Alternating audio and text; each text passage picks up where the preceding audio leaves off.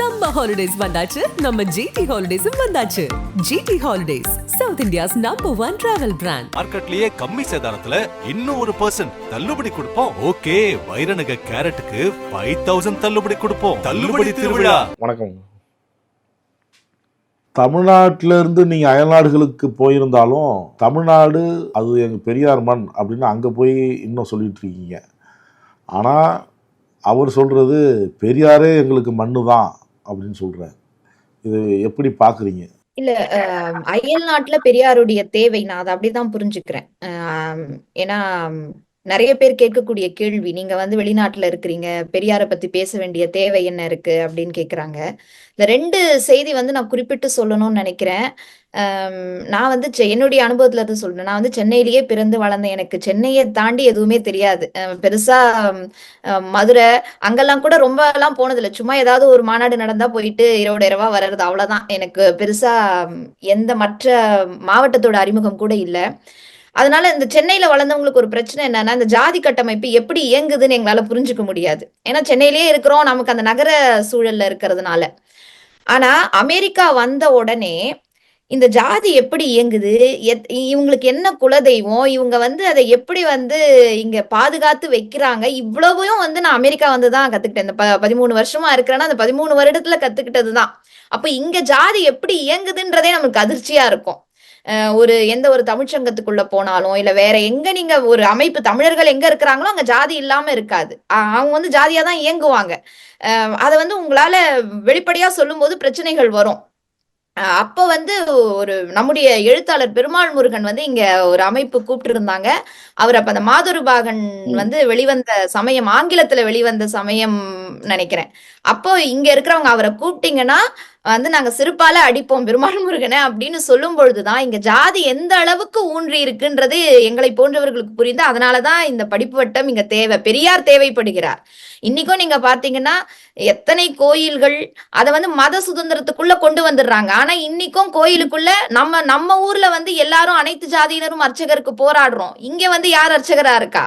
அப்ப இதை நம்ம யாருக்கு புரிய வைக்கிறது? இங்க தீண்டாமை இருக்கு, எங்களை வெளியே நிறுத்துறாங்க.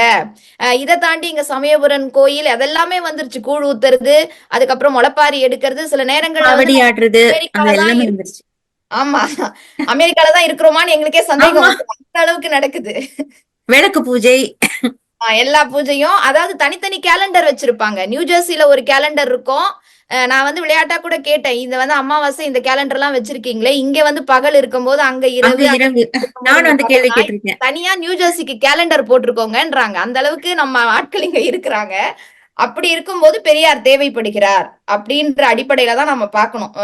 அண்ணல் அம்பேத்கர் சொன்னது மாதிரி இந்தியர்கள் எங்க போனாலும் ஜாதியை தூக்கிட்டு போறாங்க இல்லையா, அது நடக்குது. பெரியார் இன்னும் தேவைப்படுகிறார் அப்படின்னு கனிமொழி மேடம் சொல்றாங்க, நீங்களும் சொல்றீங்க சுமதி மேடம். இப்போ பெரியார் அந்த திராவிடம் இந்த சித்தாந்தம் எல்லாம் செத்து போச்சுங்கிறாரு. செத்து போன சித்தாந்தத்தை பத்தி அப்படின்னா அவர் ஏன் பேசுறாரு?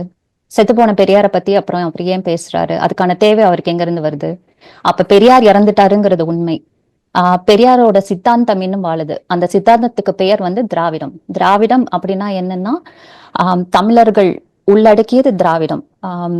ஆரியர் இல்லாத, ஒடுக்குமுறை இல்லாத, ஒடுக்குமுறைக்கு அப்பாற்பட்ட, ஏற்றத்தாழ்வுகள் இல்லாத ஒரு சமத்துவமான ஒரு உலகம், ஒரு இனம் இருக்கும் அப்படின்னா அதற்கு பெயர் திராவிடம் அப்படின்னு. அதுக்கு ஒரு பெயர் தான். அது தமிழ் பெயர் இல்லைன்னு சொல்லுவாங்க. திராவிடம் என்ன தமிழா அப்படின்னு கேட்பாங்க.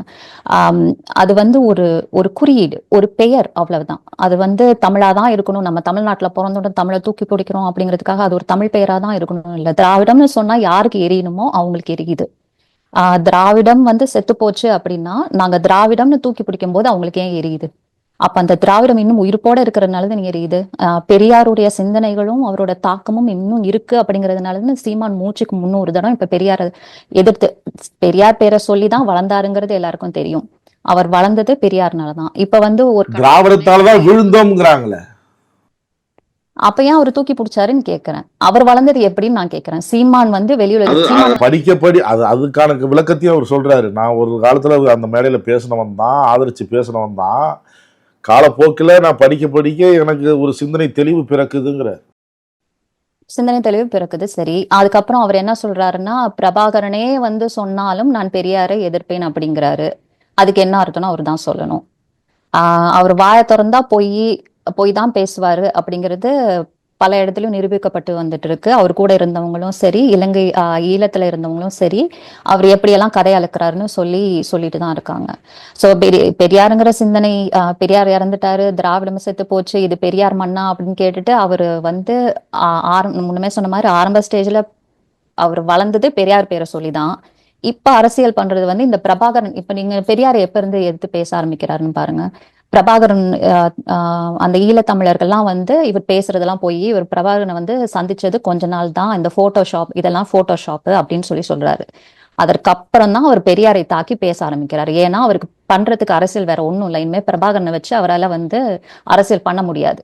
அதனால இப்ப வந்து பெரியாரை எதிர்த்து பேசுறாரு. இதை தாண்டி அதுல வேற எதுவுமே கிடையாது. அது முழுக்க ஒரு சுயநலமான ஒரு அரசியல் தான். பெரியாரை பற்றி அவங்க இன்னொரு விமர்சனம் வைக்கிறது மணியம்மையை திருமணம் செய்து கொண்டது. மகள் போன்று இருந்தவரை வந்து திருமணம் பண்ணிக்கிட்டாரு அப்படின்னு சொல்றது. நீங்க 3 பேரும் திருமணமானவர்கள், இதை எப்படி பாக்குறீங்க? மகள் அப்படிங்கிற இதுவே வந்து ஒரு பொய். சோ அந்த பொய்யின் மேல கட்டமைக்கப்பட்ட இன்னொரு பொய் வந்து அதை பத்தி பேசுறதுக்கு எதுவுமே இல்லை. ஏன்னா அதை பத்தி இப்படி பேசுறதே வந்து அன்னை மணியம்மையாரை வந்து ரொம்ப இழிவுபடுத்துற ஒரு விஷயம்னு நான் நினைக்கிறேன். அவங்க வந்து ஒரு அடல்ட், திராவிட கொள்கையை, பெரியார் கொள்கைகளை ரொம்ப பிடிப்போட எடுத்துக்கொண்டு போனவங்க பெரியாருக்கு அப்புறம். சோ அவங்கள பத்தி அதாவது இந்த விஷயத்துல இந்த மாதிரி பேசுறதே வந்து மணியம்மையார் அப்படிங்கிற ஒரு தனிப்பட்ட ஒரு பெண்மணியை இழிவுபடுத்தும் ஒரு செயல் அப்படிங்கிறது தான் என்னோட கருத்து. அவங்க வந்து ஒரு அடல்ட்.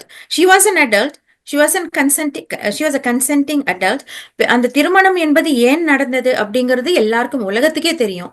சோ இந்த ஒரு பொய்யை திரும்ப அவங்க சொல்றதுனால நம்ம வந்து திரும்ப விளக்கம் கொடுக்கணும்ன்ற அவசியம் கூட இல்லை. ஏன்னா தமிழ்நாட்டு மக்களுக்கு தெரியும், யாருக்கும் தெரியாம இல்லை. சுமதி மேடம், இந்த விமர்சனத்தை அவங்க தொடர்ந்து முன்வைக்கிறாங்க. நான் ஒரு கேள்வி கேட்கிறேன். திருமணம் என்பது சமூக பிரச்சனையா இல்ல தனி மனித பிரச்சனையா? பெரியாரும் மணியம்மையும் திருமணம் செஞ்சுக்கிட்டாங்க அப்படிங்கிறது அவங்க தனிப்பட்ட வாழ்க்கை. பெரியார் வந்து மணியம்மையாரை வந்து கட்டாயப்படுத்தியோ இல்ல மணியம்மையார் வந்து பெரியாரின் சொத்துக்கு ஆசைப்பட்டு அவரை மயக்கியோ கல்யாணம் பண்ணிக்கல. 2 பேரும் விருப்பப்பட்டு சம்மதம் தெரிவித்து திருமணம் பண்ணிக்கிட்டாங்க. இதுக்கு மேல அதுல பேசுறதுக்கோ விமர்சனம் பண்றதுக்கோ என்ன இருக்கு? நமக்கு யாருக்குமே அந்த அதிகாரம் கிடையாது. 2 பேரும் விருப்பப்பட்டு கணவன் மணியா இருக்கலாம்னு விருப்பப்பட்டு திருமணம் பண்ணிக்கிட்டாங்க. ஆனா உண்மையான காரணம் அப்படி நம்ம சொன்னாலும் கூட இந்த விமர்சனம் வைக்கிறவங்களுக்கும் சரி, அதை புதுசா கேட்கறவங்களுக்காக மட்டுமே இந்த விளக்கம் கொடுக்கப்படுகிறது. பெரியாரும் மணியம்மையாரும் ஏன் திருமணம் பண்ணிக்கிட்டாங்க அப்படின்னா, அந்த காலகட்டத்துல பெண் குழந்தைகளை வந்து தத்தெடுத்துக்க முடியாது. பெரியாருக்கு வந்து அவருடைய சொத்துக்களை வந்து ஒரு நம்பிக்கையான ஆள்கிட்ட ஒப்படைக்கணும்னு பாக்குறாரு. அப்ப அவர் கூட இருந்த ஆண்கள் எல்லாம் ஒவ்வொரு விதத்துல நம்பிக்கையற்றவர்களாக போயிட்டே இருக்காங்க. அப்ப வந்து இந்த நமக்கு பிறகு இந்த சொத்தை பாதுகாக்கக்கூடிய ஒரு திறமையோ நம்பிக்கையோ அவருக்கு வந்து மணியம்மையார் மேல வருது. அதனால அவர் வந்து தன் சொத்துக்கு வாரிசா ஆகணும் அப்படின்னு சொல்லி முடிவு பண்றாரு. அவங்கள வந்து மகளா தத்தெடுக்க முடியாது அப்படிங்கிற ஒரே காரணத்துக்காக அவங்கள வந்து திருமணம் பண்ணிக்கிறாரு. திருமணம் பண்ணிக்கும் போதே பெரியாருக்கு வந்து எவ்வளவு வயசுன்னு தெரியும். அவருக்கு வந்து இல்லற வாழ்க்கையில ஈடுபடுற கூடிய சக்தியும் தெம்பும் இருந்ததா அப்படிங்கிறது ஒரு பக்கம் இருக்கட்டும். முதல்ல அதுக்கான நேரம் அவருக்கு இருந்ததா? அவர் பண்ணிய பிரச்சாரங்களும் அவர் செய்த பயணங்களும் இந்த மக்களுக்காக உழைத்த உழைப்பும் இத்தனைக்கும் நடுவில் அவருக்கு காதல் பண்றது கூட டைம் இல்லை. அவர் உண்மையா காதலிச்சது வந்து நாகம்மையாரை மட்டும்தான். அதன் பிறகு மணியம்மையாரை வந்து சொத்தை பாதுகாப்பதுக்காக கல்யாணம் பண்ணிக்கிட்டாங்க. அதே எண்ணத்தோட தான் மணியம்மையாரும் அவங்கள கல்யாணம் பண்ணிக்கிட்டாங்க. பெரியாரின் மறைவுக்கு பின் அதை எவ்வளவு சீரும் சிறப்புமாக பெரியார் அவங்க மேல வச்சிருந்த நம்பிக்கையை காப்பாத்தினாங்க, மணியம்மையார் எப்படி காப்பாத்தினாங்க அப்படிங்கறத வரலாறு நிரூபிச்சிருக்கு. இதை தாண்டி விமர்சனம் வைக்கிறவங்களுக்கு இதை தாண்டி அவரை பெரியாரை விமர்சிக்க ஒண்ணும் இல்லைங்கிறதுக்காக திரும்ப இதை சொல்றாங்களே தவிர வேற எந்த காரணமும் இல்லை. கனிமொழியிடம் நாட்டுக்காக உழைச்சாரு, நாட்டு மக்கள் விடுதலைக்காக, ஒடுக்கப்பட்டவர்களுக்காக, இப்போ பெண்களுக்காக அப்படின்லாம் பெரியாரை சொல்லும் பொழுது சொத்தாசை அதனால தான் அந்த சொத்து நம்மளை விட்டு போயிடக்கூடாது அப்படின்னு அந்த சொத்து அதுக்காக அந்த கல்யாணம் பண்ணிக்கிட்டாரு, அந்த விமர்சனத்தை கடுமையாக வைக்கிறாங்க. அவருக்கு வந்து அவர் சொத்தை வந்து தன்னுடைய ரத்த உதிர சொந்தங்களுக்கு அவருக்கு பிள்ளைகள் கிடையாது. 5 மாதத்துல பிறந்த பெண் குழந்தையும் இறந்து விட்டது. நாகம்யாருக்கும் அவருக்கும் பிறந்த பெண் குழந்தை. அவர் வந்து தன்னுடைய அண்ணன் பிள்ளைகளுக்கோ யாருக்குமே அந்த சொத்தை விட்டுட்டு போல.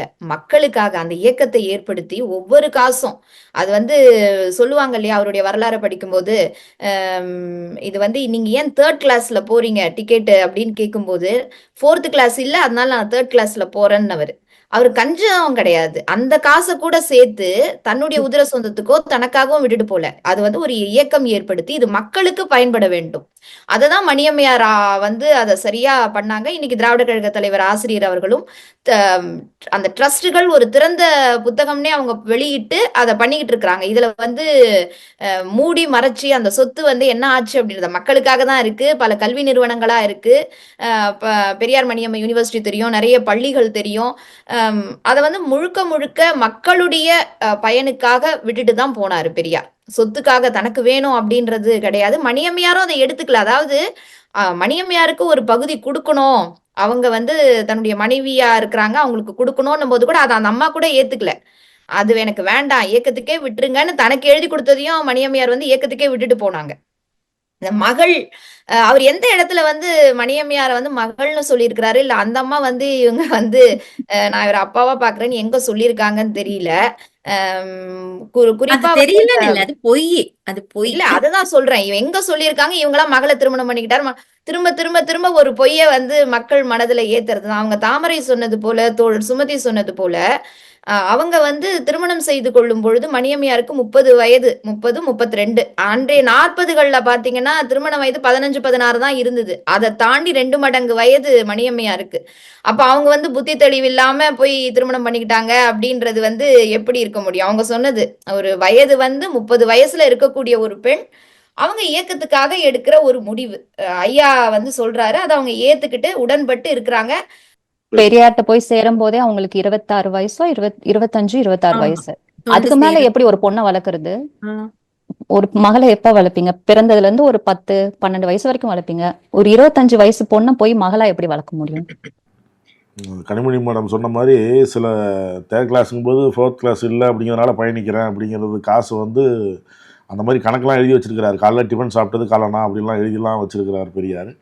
பெரியாரையும் அம்பேத்கரையும் ஒப்பிடுறதே நான் முரண்படுறேன் அப்படின்னு சொல்கிறார். ஆனால் நீங்கள் அங்கே போய் அயல்நாடுகளில் போய் பெரியார், அம்பேத்கர், வாசக வட்டம், சிந்தனை வட்டம்னு வச்சுருக்கீங்க. இல்ல அதுதான் நம்ம வந்து இங்க நான் சொன்னது போலதான், ஏற்கனவே சொன்னதுல அமெரிக்கால இருக்கக்கூடிய ஜாதி இயங்குதல் வந்து நமக்கு 2 பேருமே தேவைப்படுறாங்க. பேரறிஞர் அண்ணா அவர்கள் சொன்னது போல அம்பேத்கர் அவர்கள் ஜாதி ஒழிப்பில் நம்முடைய கூட்டாளி. அப்ப அவரை வந்து முரண்படுத்தி நிறுத்தவோ இல்ல எதிரில நிறுத்தவோ ஒண்ணுமே கிடையாது.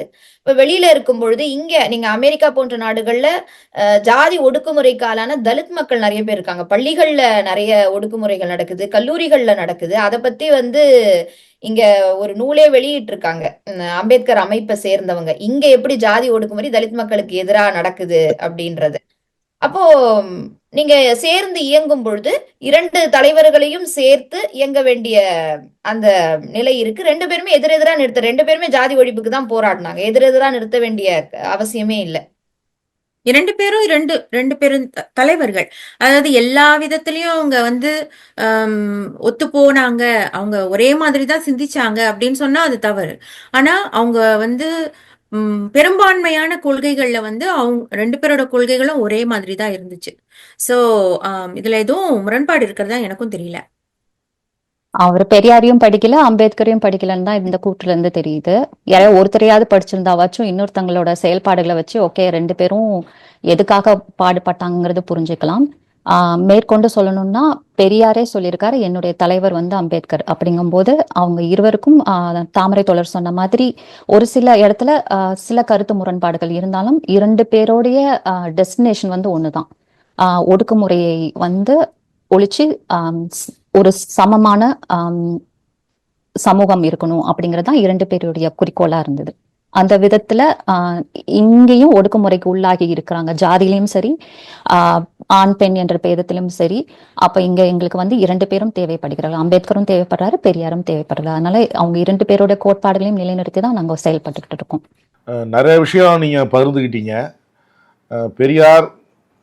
பெரியாருடைய ஒட்டுமொத்த கருத்துக்களை நீங்கள் எப்படி பார்க்குறீங்க? 3 பேருமே திருமணமானவர்கள், எப்படி பார்க்குறீங்க? பெரியார் வந்து இன்னைக்கும் வந்து ஒரு மேற்கத்திய உலகத்திலையும் அவர் வந்து தேவைப்படுவதாக தான் பெரியாரியம் அப்படிங்கிறது வந்து நமக்கு கிடைத்த ஒரு மிகப்பெரிய கொடை, அல்லது ஒரு கிஃப்ட்ன்னு நான் சொல்வேன். அந்த கிஃப்ட் வந்து நம்ம வந்து சரியானபடி அதை வந்து உபயோகிக்கணும். அதை உபயோகிக்கிறது வந்து அதை வந்து அதை எப்படியாவது உபயோகிக்க முடியாம தடுக்கணும் அப்படிங்கிறது வந்து பிஜேபி மற்றும் அந்த வலதுசாரி கட்சிகளோட ஒரு எய்மா இருந்தாலும் நம்மை பாதுகாப்பது வந்து அந்த பெரியாரியம் தான். அது வந்து இப்போ வெளிநாட்டிலயும் எனக்கு தேவை அப்படிங்கிறது தான் என்னோட கருத்து. ஒரு அறிவியல் நோக்கோட இருக்கணும் சமுதாயம். நான் வந்து என்னோட பேஷண்ட்ஸ் கிட்ட பேசும்போது கூட நான் சொல்லியிருக்கேன். அதாவது நான் ஒரு பேஷண்டோட நான் ஒரு 1 மணி நேரம் 2 மணி நேரம் நான் செலவழிக்கிறதுனால அவங்க வந்து இந்தியாவை பத்தி கேட்பாங்க. இந்தியாவை பத்தி கேட்கும்போது அவங்களோட மனசுல என்ன இருக்கும்னா, நமக்கு முன்னாடி இங்க அமெரிக்காவுக்கு வந்து இந்தியாவை பத்தி ஒரு பார்வையை பதிய வச்சு எல்லாருக்கும் ஒரு பார்வை இருக்கு. அந்த ஒரு ஜென்ரலைசேஷன் சொல்லுவாங்க இல்லையா? ஆனா நான் அவங்க கிட்ட சொல்லும்போது, தமிழ்நாடை பத்தி நான் அவங்க கிட்ட சொல்லும்போது ரொம்ப ஆச்சரியப்படுறாங்க. அப்போ நான் சொல்லுவேன், எங்களுக்கு வந்து பெரியார் அப்படிங்கிற ஒரு தலைவர் வந்து 1920s உருவாகி வந்து இந்த மாதிரி கொள்கைகளை வந்து எங்களுக்கு வந்து எங்களோட நாட்டுல பரப்பி, அதனாலதான் நாங்க இவ்வளவு முன்னாடி வந்திருக்கோம் அப்படிங்கறத நான் அவங்களுக்கு சொல்லுவேன். சோ இந்த மாதிரி விஷயங்கள்லாம் பார்க்கும்போது எனக்கு வந்து என்ன தோணுதுன்னா, அந்த பெரியாரோட புத்தகங்களை படிச்சு பெரியாரிய கொள்கைகள்ல வளர்ந்ததுனால என்னோட பார்வை வந்து பறந்துபட்டிருக்கு. அது வந்து ரொம்ப முக்கியம்னு நான் நினைக்கிறேன். பார்வை பறந்துபட்டது அப்படின்னாங்களா, அது உண்மை. நம்ம வந்து இங்கேயே வளர்ந்தவங்க, அதாவது வளர்ந்த நாடுகள்ல இருக்கிறவங்களுக்கு சில நேரங்கள்ல அந்த அதாவது திருநங்கையர், திருநம்பி பற்றிலாம் இன்னைக்கு பின்னோக்கி போயிட்டு இருக்கிறாங்க. அந்த சிந்தனையெல்லாம் பார்க்கும் பொழுது நம்முடைய சிந்தனை வந்து பறந்துபட்டு இருக்குன்றதுக்கு காரணம் பெரியார் தான். என்ன பண்றது அப்படின்னு தெரியலன்னா, எனக்கு அடிக்கடி நினைவுக்கு வர்றது, பெரியார் ஒரு இடத்துல என்ன பண்ணுவார், திருவிக்கா எழுதியிருப்பாருன்னு நினைக்கிறேன். அதை பெரியாருக்கு வந்து தேச துரோக வழக்குல வந்து தண்டனை கொடுக்க போறாங்க. நாளைக்கு அந்த வழக்கு. அவர் வந்து ஒரு வீட்டு திண்ணையில அவரும் திருவிக்காவும் படுத்து தூங்குவாங்க. மழை பெய்யும் இரவுல. கேட்பாராம், நீங்க வந்து மழை பெஞ்சதே உங்களுக்கு தெரியுமான்னு. அப்படியா, பெஞ்சுதா அப்படின்னு பெரியார் கேட்பாராம். இவருக்கு என்ன வியப்புனா, நான் போய் நாளைக்கு கோர்ட்ல கேஸ் பார்க்கணும், அது வந்து என்ன சாதாரண வழக்கு கிடையாது, தேச துரோக வழக்கு அந்த மனுஷன் மேல போட்டிருக்காங்க. அப்படி கூட ஒரு மனுஷனால தூங்க முடியுமா மழை பெய்யும் போது கூட தெரியாம? அந்த அளவுக்கு எப்படி நிம்மதியா அவரால் உறங்க முடியுது அப்படின்னு கேட்டிருப்பாரு. அது வந்து எனக்கு எப்ப படிக்கும் பொழுதும், வாழ்க்கையில எது வந்தாலும் ஒரு கை பார்த்துக்கலாம். தேச துரோக வழக்கை விடவா பெரிய கஷ்டம் நமக்கு வந்துட போது? நாளைக்கு போய் கோர்ட்ல நின்று இவன் வந்து தேச துரோக வழக்குன்றது ஒரு பெரிய விஷயம் இல்லையா? உன்னை வந்து என்ன வேணாலும் பண்ணுவாங்க அப்படின்னும் போது அதை விடவா நமக்கு வாழ்க்கையில, தனிப்பட்ட வாழ்க்கையில பிரச்சனை வந்துட போகுது? அது வந்து பெரியார் வந்து ஒரு உளவியல் மருத்துவர். என்னை பொறுத்த வரைக்கும் ஏதாவது ஒரு கடினம்னா அவருடைய வாழ்க்கையை வந்து நான் என்னுடைய தனிப்பட்ட வாழ்க்கையோட பொருத்தி பார்ப்பேன். ஐயா வந்து அவ்வளோ பெரிய இயக்கத்தை நடத்தினார், அவ்வளோ பிரச்சனைகளை சந்திச்சாரு. அவருடைய கொள்கைகளை நாம ஏத்துட்டு இருக்கோம்னா எந்த இடத்துலயும் நம்மளுக்கு பிரச்சனைகள் வரும், கடினங்கள் வரும். சில நேரத்துல என்னடா அப்படின்ற மாதிரி கூட தோணும். ஆனா நம்ம முன்னோக்கி தான் போயிட்டு இருக்கணும் அப்படின்ற அந்த எண்ணத்தை பெரியார் தான் கொடுக்கிறாரு. என்னை பொறுத்த வரைக்கும் என்னோட வாழ்க்கையை 2ஆ பிரிக்கலாம். பெரியாருக்கு முன், பெரியாருக்கு பின். நான் பெரியாரை வந்து கடந்த 8 வருடங்களா தான் படிச்சுட்டு இருக்கேன். பெரியாருக்கு முன்னாடி என் வாழ்க்கையில நிறைய கிடைச்சிருக்கு. ஆனா கிடைக்காத 2 விஷயங்கள் வந்து பெரியாரை படித்ததுக்கு பின் தான் எனக்கு கிடைச்சிருக்கு. ஒண்ணு வந்து மரியாதை, இன்னொன்னு வந்து அங்கீகாரம். இது 2மே எனக்கு பெரியாரை படித்ததனால் மட்டும்தான் கிடைத்தது. அது எல்லா பெண்களுக்கும் தேவை. மற்ற எல்லாவற்றையும் விட சுதந்திரமும் அங்கீகாரமும் பெண் விடுதலையும் எல்லா பெண்களுக்குமான தேவை. அது வந்து பெரியாரை படிக்கிறதுனால கிடைக்கக்கூடிய வாய்ப்பு மிக மிக மிக அதிகம். பல்வேறு கருத்துக்களை பகிர்ந்துக்கிட்டீங்க. பெரியார் தேவை, கடல் கடந்தும் பெரியார் தேவை அப்படிங்கிறது தான் உங்களுடைய கருத்தாக இருக்கிறது. இன்னும் தேவை அப்படிங்கிறது தான் உங்களுடைய கருத்தாக இருக்கிறது. கருத்துக்களை பகிர்ந்து கொண்டதற்கு நன்றி. மீண்டும் ஒரு வாய்ப்பில் சந்திப்போம். நன்றி, வணக்கம். நக்கீரன் டிவிக்கு சப்ஸ்கிரைப் செய்யுங்கள். உங்கள் ஆதரவே எங்கள் பலம். ஆசிரியர்களுக்கு நண்பனாகவும் மாணவர்களுக்கு ஆசானாகவும் திகழும் தேர்வு வழிகாட்டி. ஒவ்வொரு பாடத்திற்கும் அனுபவமிக்க ஆசிரியர்களின் துல்லியமான தெளிவான விடைகள். CNC இருக்கு, தேர்வு பயம் எதற்கு? இது தீரன் பப்ளிஷிங் ஹவுஸ் விற்பனை வெளியீடு.